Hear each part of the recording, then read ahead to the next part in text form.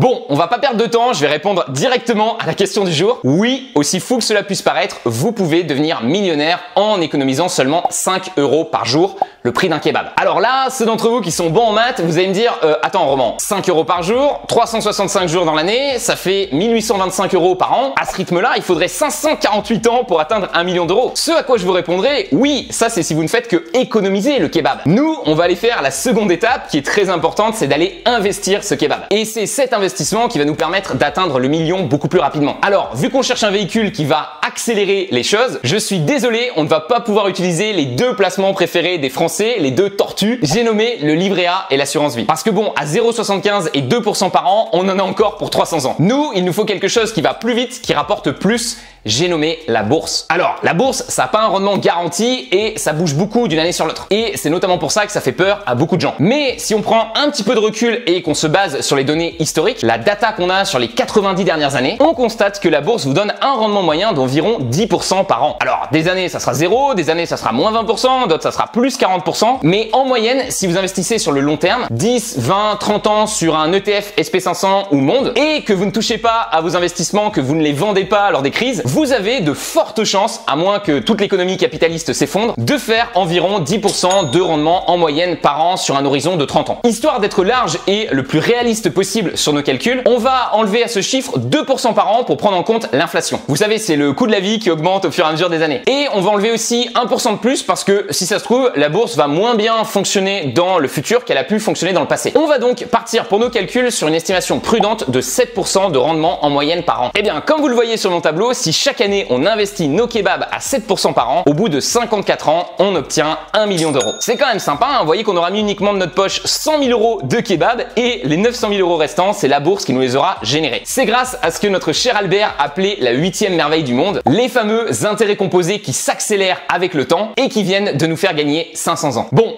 reste que 54 ans, c'est quand même assez long. Si vous démarrez d'investir à 20 ans, vous aurez 74 ans lors du jour béni. Alors, il paraît que l'espérance de vie va augmenter, mais voilà, je sais pas ce que vous en pensez. Millionnaire à 74 ans, moi perso, ça me fait pas rêver. Alors, je vous pose la question, est-ce qu'il n'y aurait pas moyen d'accélérer un petit peu les choses et de devenir millionnaire plus rapidement ?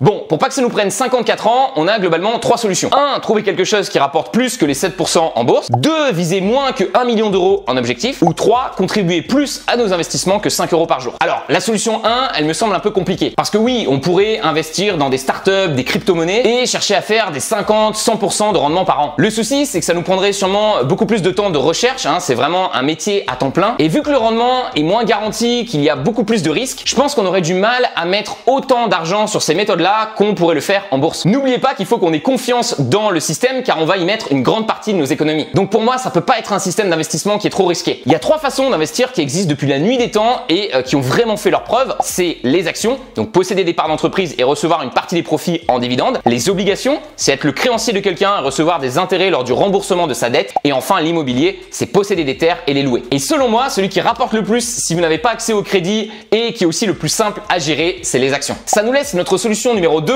mais là aussi je suis pas fan. J'aime bien cet objectif de 1 million d'euros, vous savez, il y a un peu le chiffre rond. Et puis surtout, si vous investissez comme moi dans des entreprises à dividendes, 1 million d'euros, ça vous donnera 3 000 € par mois net d'impôts, 100% passif en dividendes. 3 000 € par mois, voilà, à moins que vous habitiez à Monaco, ça devrait être pas mal. Vous êtes à 36% de plus que le salaire moyen français de 2 300 € par mois. Et à nouveau, ces 3 000 €, c'est un chiffre ajusté à l'inflation. C'est-à-dire que dans 30 ans, vous toucherez sûrement beaucoup plus de dividendes que 3 000 € par mois, mais ces dividendes auront le même pouvoir d'achat que 3 000 € aujourd'hui, et c'est ça qui nous intéresse. Si vous souhaitez obtenir plus ou moins d'argent pour votre liberté financière, voici un tableau qui vous montre combien il faut investir au total pour recevoir le montant visé en dividendes par mois. Bon, du coup, si on garde nos 7% de rendement en bourse et donc notre objectif de 1 million d'euros au total, il ne nous reste plus que notre solution numéro 3 pour aller plus vite, contribuer plus d'argent. Et si au lieu de mettre un kebab par jour, on mettait 2 kebabs par jour, au lieu d'investir 5 € par jour, on investissait 10 € par jour. Logiquement, on devrait aller 2 fois plus vite, non? Donc, on a dit millionnaire en 54 ans en mettant 5 € par jour, donc en mettant 10 € par jour, 27 ans,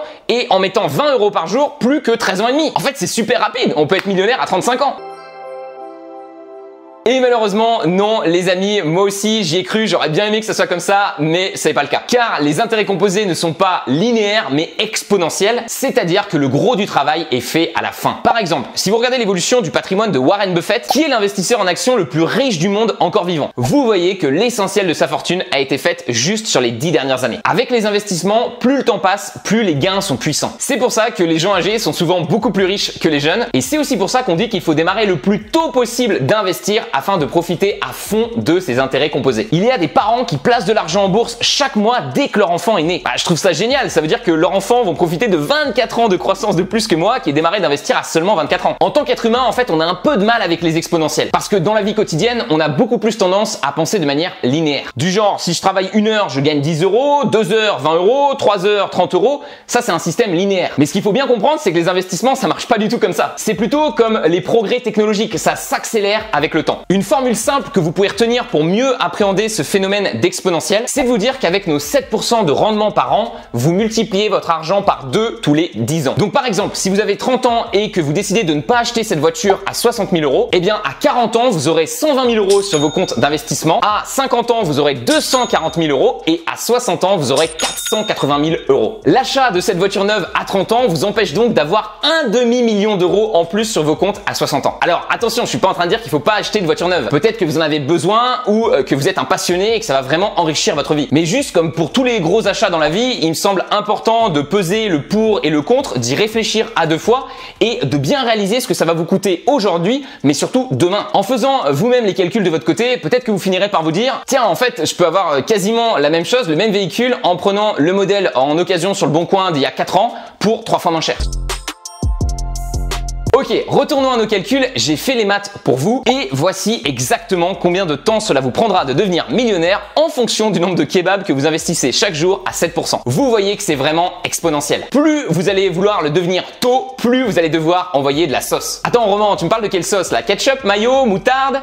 Sauce blanche? Pour que le calcul soit encore plus précis pour vous, je me suis bien cassé la tête cette semaine et je vous ai préparé un fichier complet sur Google Sheets qui vous dira exactement, en fonction de votre situation actuelle, dans combien de temps vous pouvez espérer atteindre ce million. Ou du moins la liberté financière, c'est-à-dire des revenus passifs supérieurs à vos dépenses mensuelles. Vous pouvez télécharger gratuitement ce fichier en cliquant sur le premier lien dans la description et en me laissant votre adresse email sur cette page. Une fois que vous êtes dessus, vous cliquez sur fichier, créer une copie et vous pourrez ainsi obtenir votre propre fichier Excel que vous pourrez modifier pour obtenir vos résultats personnalisés. En fait, c'est assez simple. Vous n'avez que 4 cases à remplir, elles sont en jaune. Le reste en gris, c'est des formules, c'est calculé automatiquement pour vous. On va prendre mon exemple pour que vous voyez bien comment ça se passe. Donc, votre âge, j'ai 26 ans. Votre objectif de revenu passif. Alors là, soit vous mettez un chiffre qui vous semble bien, soit encore mieux et plus précis si vous l'avez déjà calculé, vous mettez la moyenne de vos dépenses des 12 derniers mois. Je vous explique le calcul de vos dépenses mensuelles plus en détail dans cette vidéo sur comment économiser de l'argent. Donc, moi perso, sur les 12 derniers mois, j'ai dépensé en moyenne 3 534 euros par mois, donc je vais rentrer ce chiffre et vous voyez que du coup ça calcule automatiquement mon objectif d'investissement total qui est de 1 60 200 euros. C'est ce chiffre là qu'il faut que vous atteigniez en bourse en investissement pour ne plus avoir à bosser un seul jour de votre vie. Lorsque vous avez ce montant là investi en bourse, vous recevrez chaque mois plus d'argent en dividendes que vous n'en dépensez dans votre quotidien. Et cerise sur le gâteau, votre capital en bourse continuera de s'apprécier,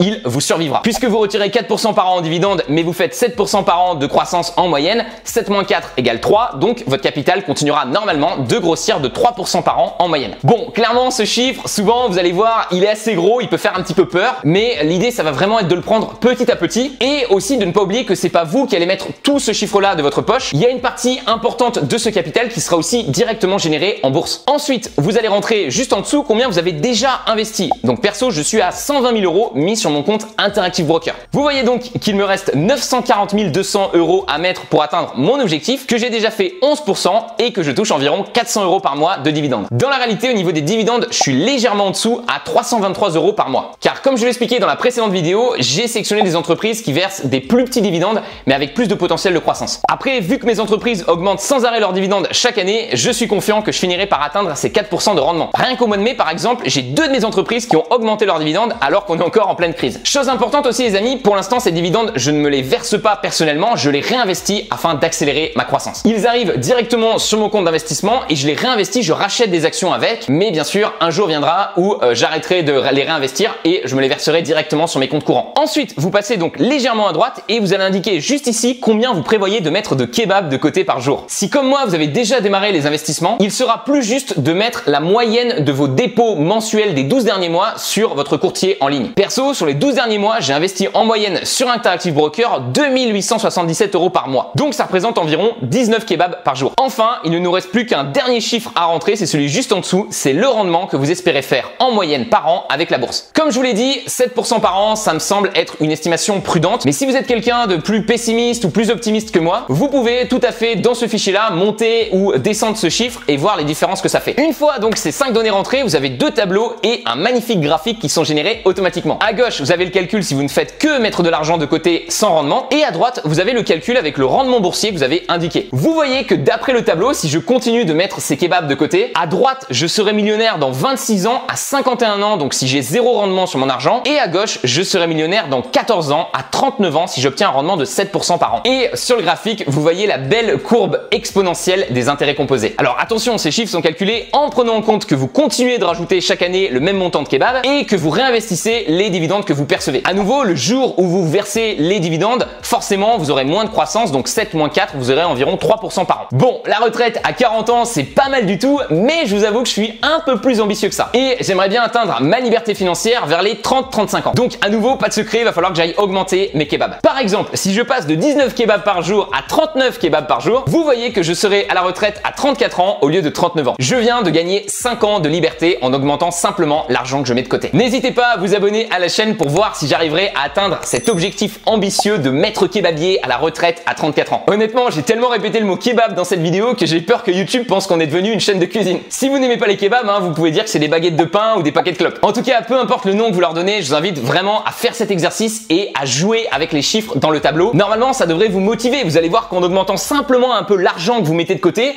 vous pouvez partir à la retraite 1, 2, 3 ans plus tôt. Enfin, n'oubliez pas que même si vous n'atteignez pas le million d'euros tout de suite, chaque euro investi en plus est un petit soldat qui vous rapporte des revenus passifs et qui vous donne plus de flexibilité dans votre vie professionnelle. Perso, mes revenus passifs, ils me rassurent. Et c'est eux qui m'ont donné le courage de me lancer dans des projets passion qui, je le savais très bien, ne rapporteraient pas d'argent tout de suite, comme par exemple cette chaîne YouTube. Enfin, j'imagine que comme moi, votre but, c'est pas juste de devenir un rentier sur une plage de sable fin, c'est plutôt de pouvoir choisir sans aucune pression financière ce que vous souhaitez faire de vos journées, de votre vie, de ne pas dépendre du bon vouloir de l'État et de son système bancal pour votre retraite et de ne pas vous retrouver prisonnier 8 heures par jour pendant 50 ans dans un boulot que vous détestez juste pour pouvoir payer les factures. Avant que je me fasse critiquer dans les commentaires par rapport à ce tableau, j'ai 2 précisions importantes à faire. La première concerne les impôts. Alors, j'ai une bonne nouvelle, les impôts sont globalement déjà estimés dans les calculs sur le tableau. Si comme moi, vous investissez majoritairement aux US, vous serez prélevé en fait à la source 30% sur vos revenus de dividendes. Donc, quand je dis par exemple que je touche 320 € par mois de dividendes, je parle bien sûr de net. En réalité, les entreprises me versent 450 € bruts de dividendes et je reçois 320 € net sur mes comptes. Niveau plus-value, normalement avec une stratégie comme ça, vous n'allez quasiment jamais vendre vos actions. Par contre, en effet, si vous vendez vos actions avec un profit, vous aurez aussi 30% d'impôts à payer sur les gains réalisés en plus-value. Bon, je vous donne ici les grandes lignes sur les impôts, mais évidemment, c'est compliqué de rentrer en détail car ils varient en fonction de beaucoup de critères, notamment vos revenus, votre pays de résidence, le type de société que vous allez acheter et l'enveloppe fiscale que vous allez utiliser. Si vous êtes curieux ou souhaitez en savoir plus sur la fiscalité, j'ai fait une vidéo complète de 40 minutes sur la chaîne où je rentre vraiment en détail sur la fiscalité française. Deuxième précision importante, ce tableau est une estimation. Comme je vous l'ai dit en intro, même si la bourse a historiquement fait 8% de rendement net d'inflation par an, on ne peut pas garantir que ce rendement restera le même dans les années à venir. Il faut le savoir, la bourse, c'est 2 années sur 3 où ça monte et 1 année sur 3 où ça descend. Et souvent, quand ça descend, comme on l'a vu dernièrement, ça descend très fort. Il faut y être préparé mentalement. Mais voilà, même si ça descend fort, ça finit quand même sur le long terme par monter plus que ça ne descend. Malgré ça, investir comporte toujours des risques et voici 3 règles d'or qui me semblent importantes de rappeler ici. 1. N'investissez en bourse que de l'argent dont vous n'aurez pas besoin dans les 10 prochaines années. À nouveau, vous l'avez l'avez compris, l'idée est de ne pas toucher au capital de base et de vivre uniquement des intérêts qu'il nous produit, les dividendes. 2. Avant d'investir, gardez toujours un fonds de sécurité de 6 mois de vos dépenses mensuelles. Voilà, vous ne savez jamais ce qui peut arriver et vous voulez surtout pas être cette personne qui se retrouve forcée de vendre ses actions au pire moment possible, c'est-à-dire lors des crises. Donc, je vous invite toujours à garder en cash 10, 20 000 euros sur un livret A que vous pourrez débloquer rapidement en cas de pépin. Enfin, 3. Commencez doucement et formez-vous sérieusement avant de mettre de grosses sommes en bourse. Même si votre situation financière n'est pas parfaite, que vous n'avez pas compris tous les ratios qui existent en bourse, je vous invite quand même à démarrer avec un petit capital parce que ça va vous permettre de gagner quand même en expérience et de comprendre mieux comment les marchés financiers fonctionnent. Vous allez voir qu'au quotidien, ça bouge beaucoup. Vous allez devoir apprendre à gérer vos émotions et je pense que ça va vous motiver à en apprendre plus sur la bourse puisque vous avez concrètement votre argent qui est sur la table. Un jour, évidemment, vous finirez par mettre des plus grosses sommes en bourse, mais à ce moment-là, évidemment, vous aurez gagné en sagesse, en expérience. Vous saurez à quoi vous attendre et vous serez capable de garder la tête froide même lorsque tout le monde panique. Bon, vous l'avez vu dans cette vidéo, il n'y a pas de secret, pas de pilule magique. Pour devenir millionnaire jeune, il va falloir taffer. Maintenant, contrairement à ce que dit l'opinion populaire, devenir millionnaire assez jeune, c'est pas quelque chose d'impossible, c'est pas quelque chose de complètement irréalisable, surtout si vous avez un bon plan d'attaque et que vous êtes déterminé. Au final, vous l'avez vu, c'est juste des maths. Et vous avez simplement 2 leviers sur lesquels vous allez pouvoir jouer. 1, le montant que vous gagnez et 2, le montant que vous parvenez à économiser et investir. L'idée, ça va être de créer le plus grand écart possible entre ces deux choses-là. C'est-à-dire gagner plus d'argent mais garder un style de vie simple afin de pouvoir investir un maximum de kebab. Mettre de côté 5% de vos revenus pour les investir, c'est un bon début, mais vous voyez qu'à ce rythme-là, il vous faudra quand même travailler 66 ans avant d'être libre financièrement. Si vous voulez aller plus vite, il n'y a pas de secret, il va falloir mettre de côté plus d'argent. Vous voyez par exemple que si vous investissez 50% de votre salaire, vous serez à la retraite dans 16 ans seulement. 50% de votre salaire, ça veut dire qu'à chaque fois que vous allez acheter quelque chose sur Amazon, vous allez aussi acheter le même montant de l'action Amazon. À chaque fois que vous allez acheter 50 € de paquet de clopes, vous allez aussi acheter 50 € de l'action Philip Morris. Et à chaque fois que vous achetez une nouvelle paire de Nike, vous allez aussi acheter l'action Nike. En fait, vous n'êtes plus juste un consommateur, vous devenez aussi un investisseur. Donc voilà, démarrez de là où vous en êtes, mais vraiment fixez-vous des objectifs un peu plus ambitieux chaque mois sur ces pourcentages que vous mettez de côté. Par exemple, vous pouvez vous dire, ok, chaque mois, je vais mettre 1% de plus de côté. Et croyez-moi, 1% de plus, vous n'allez pas le sentir. Par exemple, personnellement, j'ai réalisé récemment qu'en 2019, j'ai trop dépensé par rapport à ce que je mettais de côté. J'avais 5 000 € de dépenses pour seulement 3 000 € d'investissement. Mais vous voyez que je suis bien arrivé à inverser la tendance dans les 4 premiers mois de 2020 avec 2 300 € de dépenses seulement et quasiment 4 000 € d'investissement par mois. Bon, après clairement, cette période, elle m'a bien aidé. J'imagine que pour vous, c'est pareil puisque ça fait énormément diminuer mes dépenses de voyage. Mon objectif final en 2020, ça serait d'être environ 3 000 € de dépenses et 5 000 € d'investissement par mois, soit 62% mis de côté. D'ailleurs, les amis, j'ai posté un petit sondage pour savoir un petit peu mieux où vous en étiez niveau économie et investissement. Pour participer et recevoir ces sondages, en fait, il faut être abonné à la chaîne et aller dans l'onglet communauté. Donc, au moment où j'enregistre cette vidéo, on est déjà un peu plus de 242 votes. Donc, merci à vous d'avoir joué le jeu. Et vraiment, c'est top. Je constate que 39% d'entre vous investissent déjà entre 100 et 500 € par mois en bourse. Donc, voilà, félicitations. J'avoue que je pensais pas que ça serait autant. On a vraiment du gros calibre sur cette chaîne. Honnêtement, quand vous investissez entre 100 et 500 € par mois, vous êtes au-dessus de 80% des gens en France, je pense. Parce que, voilà, je sais pas pour vous, mais moi, dans la trentaine d'amis proches que j'ai, je dois en avoir genre 2 qui investissent en bourse et pourtant je les bassine avec ça. Donc félicitations à vous, comme on l'a vu dans cette vidéo, c'est vraiment à mon avis l'habitude d'investir comme ça régulièrement en bourse, c'est vraiment une habitude qui va faire une grosse différence sur votre avenir financier. Clairement, ce genre de sondage c'est intéressant pour savoir un petit peu mieux où vous vous situez par rapport aux autres, mais je vous invite évidemment à ne pas trop vous comparer non plus aux autres. Ce combat, il n'est pas contre les autres, il est avant tout contre vous-même. Donc regardez vraiment votre situation personnelle et fixez-vous des objectifs ambitieux à partir de ça. Et vraiment, n'oubliez pas que le but, c'est pas d'aller le plus rapidement possible. Le but, c'est vraiment de progresser chaque jour, chaque mois, chaque année. Et c'est comme ça qu'on construit finalement sa liberté financière. Voilà en tout cas, les amis, j'espère que cette vidéo vous a motivé financièrement et qu'elle vous aidera vous aussi à atteindre votre petit million. C'était Roman, je vous dis à très vite dans des prochaines vidéos. Ciao!